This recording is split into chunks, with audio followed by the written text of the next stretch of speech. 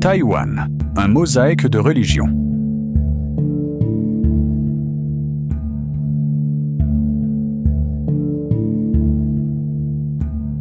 Le peuple a droit à la liberté religieuse. Une production de Missionnette, une initiative des missionnaires xavériens, avec le soutien de l'ambassade de Taïwan auprès du Saint-Siège. Le droit à la liberté religieuse garantit à chaque personne la possibilité de professer et de pratiquer librement sa foi, d'en changer ou de n'en suivre aucune.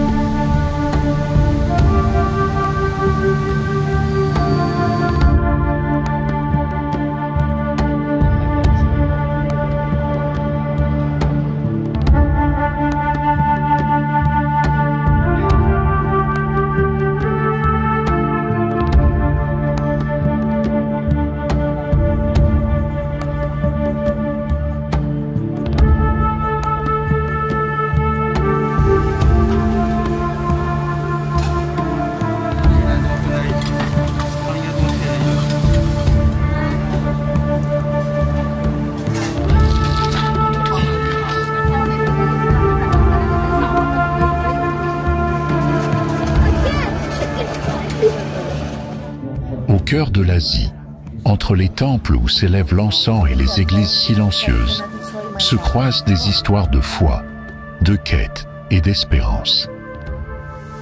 Taïwan est un mosaïque spirituel, un laboratoire vivant de diversité et de liberté religieuse. Ici cohabitent le bouddhisme et le taoïsme, le christianisme et l'islam, le confucianisme et de nouvelles voies à la recherche de la vérité. Mais comment cette diversité est-elle vécue au quotidien?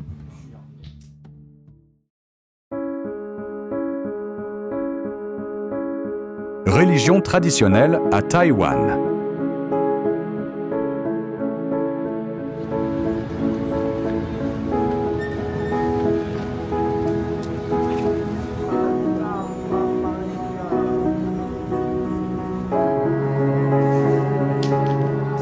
Le culte des ancêtres est au cœur de la religion populaire, qui réunit diverses pratiques et rituels visant à améliorer la condition des défunts dans l'au-delà. Dans la religion populaire, les temples ressemblent à des marchés en plein air, où le recueillement et la prière sont remplacés par des gestes rapides et des mouvements rituels à accomplir dans un certain ordre pour obtenir l'effet désiré. Les statues des divinités peuvent être emportées à la maison pour recevoir leur bénédiction. Mais, après un certain temps, elles doivent être rendues au temple afin que la divinité puisse retrouver son énergie.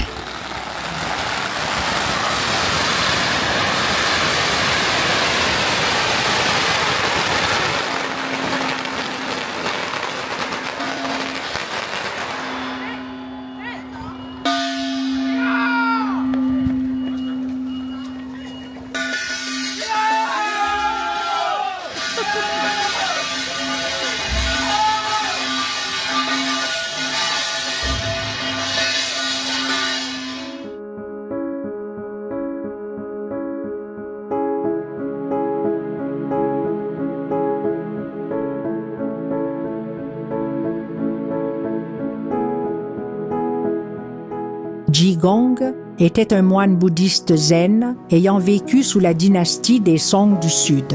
On raconte qu'il possédait des pouvoirs surnaturels obtenus par la pratique bouddhiste, qu'il utilisait pour aider les pauvres et s'opposer aux injustices. Cependant, il était également connu pour son comportement extravagant et excentrique, ne suivant pas les règles monastiques bouddhistes, puisqu'il consommait de l'alcool et de la viande. À sa mort, Daoji était déjà devenu une légende dans la culture taïwanaise et une divinité de la religion populaire. Aujourd'hui, il n'est pas rare d'entrer dans un temple de la religion populaire et d'y rencontrer un Jigong. Ce sont des personnes qui se sentent investies de pouvoirs surnaturels, surtout en tant que médium, et que les gens consultent pour obtenir des conseils sur leur présent ou leur avenir. Les Jigong croient qu'en consommant de l'alcool, ils peuvent entrer en contact avec le divin et devenir ainsi des instruments spirituels pour les autres. Il est très fréquent que des personnes d'autres religions s'adressent aussi aux chamans Jigong.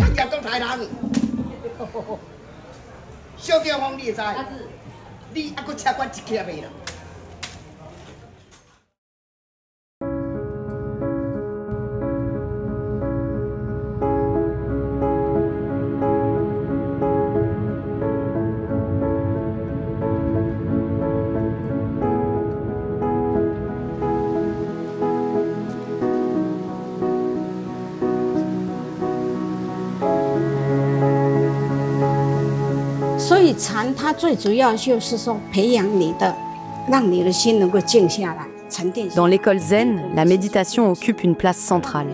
Le cœur du zen consiste à développer la conscience, à calmer l'esprit, à le laisser se poser. Notre esprit est constamment agité, mais seule une pensée calme permet de développer une véritable conscience. Ainsi, nous atteignons une clarté intérieure qui nous aide à voir clairement. Habituellement, nous voyons les choses de manière confuse, pas de façon limpide. Pourquoi? Parce que notre esprit n'est pas dans le présent.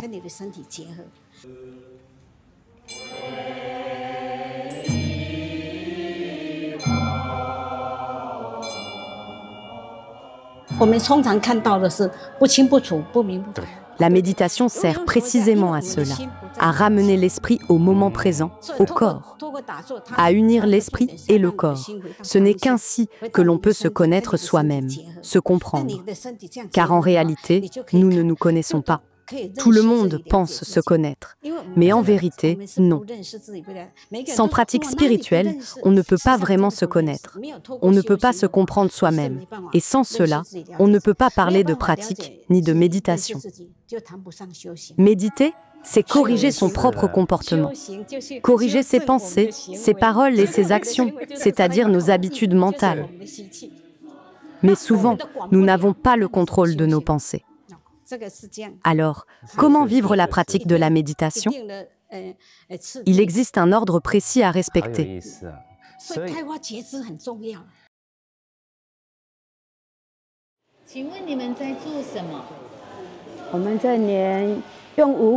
Nous collons des grains pour réaliser cette image sacrée du Bouddha Shakyamuni. Elle sera utilisée pour un rite de libération des âmes. Si une personne la réalise seule, il faut au moins 12 ou 13 jours pour la terminer. S'ils sont 2, le temps est évidemment réduit de moitié. Aujourd'hui, nous sommes 3, donc nous espérons la finir aujourd'hui. Elle doit être prête aujourd'hui même, car c'est le 4 avril, la fête de King Mingji, et elle sera utilisée pour une cérémonie de libération.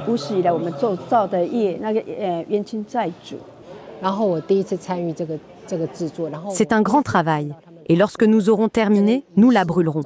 Cette image sera brûlée et offerte. Elle sera démontée puis brûlée, car elle aura déjà rempli sa fonction spirituelle. Ainsi, on ne la conserve pas. Elle est destinée à nos ancêtres et aux âmes liées à notre karma. Nous y avons consacré beaucoup de temps. Chaque peinture demande au moins 2 semaines. Chaque jour, nous travaillons au moins 10 heures. Mais lorsque la cérémonie est terminée, tout est démonté. Chaque œuvre est détruite, tout disparaît. 2 semaines de travail, un effort immense. Et en un instant, tout s'évanouit. Ce fut un choc. Mais ensuite, j'ai compris. La pratique du dharma, c'est apprendre à lâcher prise. Nous apprenons à ne pas nous attacher, à ne pas nous accrocher. Une fois la tâche accomplie, nous ne devons plus y penser. Ni ruminer ce que nous avons fait, ni nous vanter du mérite. Faire le bien sans attente, faire ce qu'il faut faire, puis laisser aller.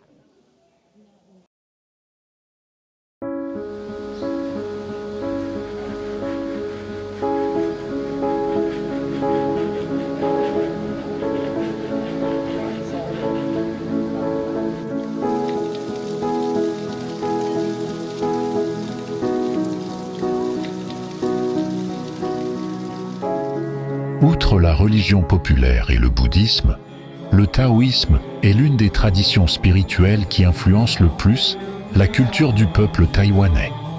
Né en Chine, vers le IVe siècle avant Jésus-Christ, le taoïsme repose sur un principe simple mais profond. Vivre en harmonie avec le Tao, la voie, l'ordre naturel qui régit l'univers. Il n'existe pas de dogme rigide ni de structure centralisée. Le taoïsme s'exprime à travers des pratiques philosophiques, des rituels religieux et un art de vivre fondé sur l'équilibre, la spontanéité et le respect de la nature. Aujourd'hui encore, il continue d'influencer la culture taïwanaise et d'inspirer des réflexions au-delà de l'Asie.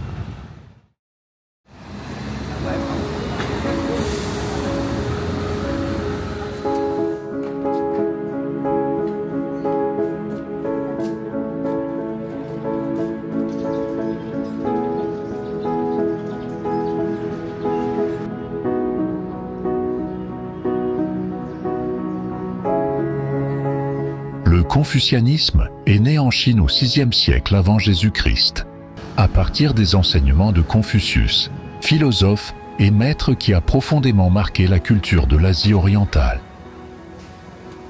Plus qu'une religion, c'est un système éthique et social fondé sur le respect, l'éducation et l'harmonie dans les relations humaines.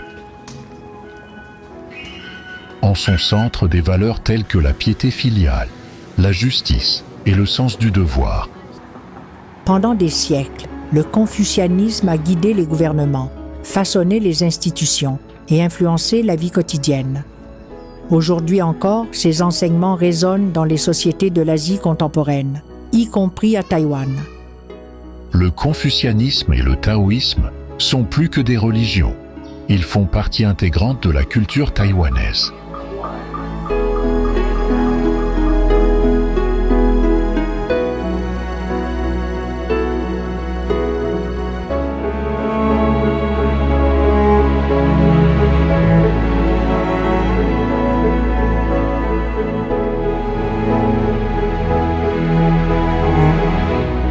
La liberté religieuse, garantie par la Constitution de Taïwan, est ce qui rend tout cela possible.